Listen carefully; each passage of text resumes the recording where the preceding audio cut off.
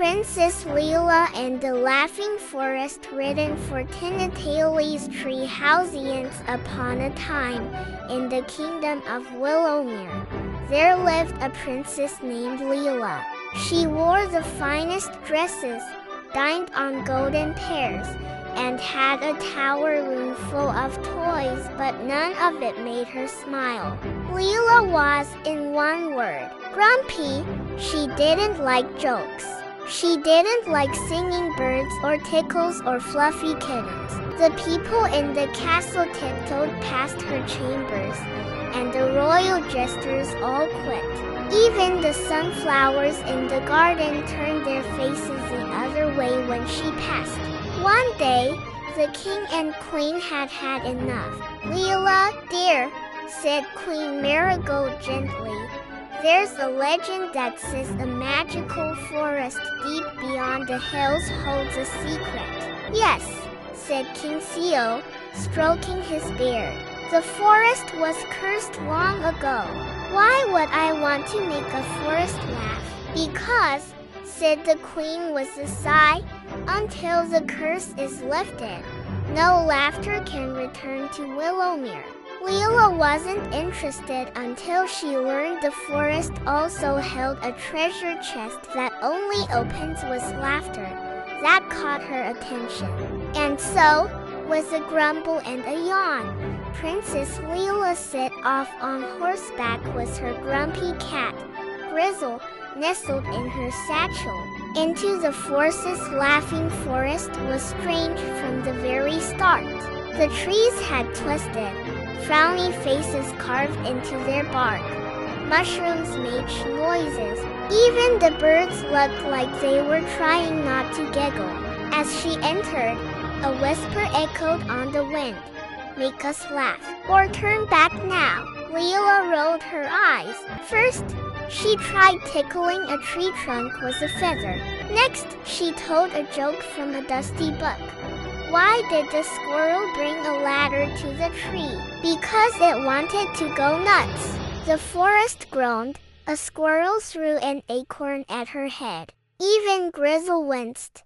Then she stepped into a clearing and found a group of woodland animals wearing tiny paper hats. A raccoon held a sign, "Forest Comedy Night Cursed Edition."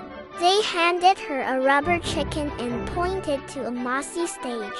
"Your turn, princess," said a deer with a deadpan voice. Lila climbed up and cleared her throat.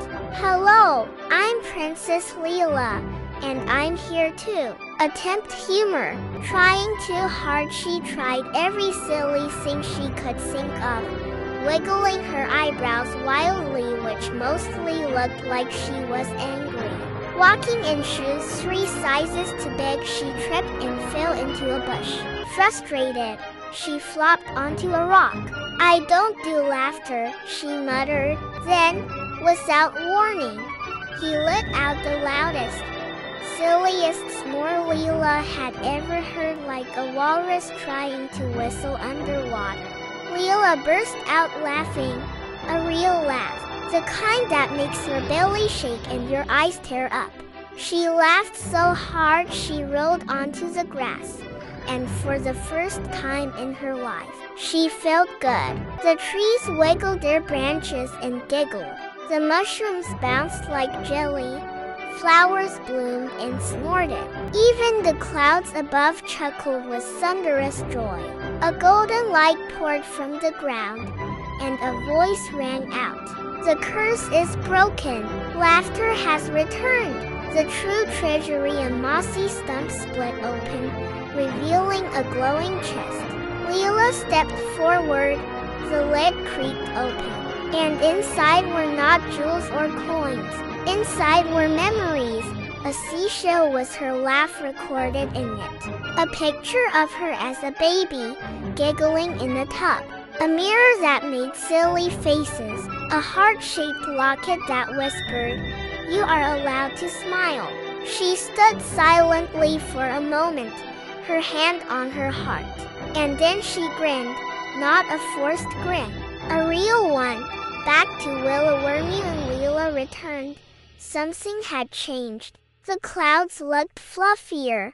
The birds sang louder. The castle halls echoed with laughter again, even from Princess Lila's room.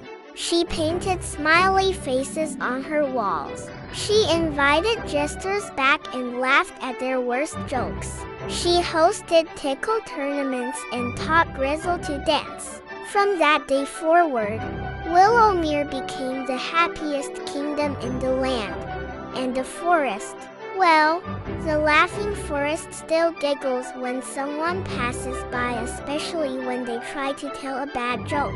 Because sometimes laughter isn't about being perfect. It's about being real. The end.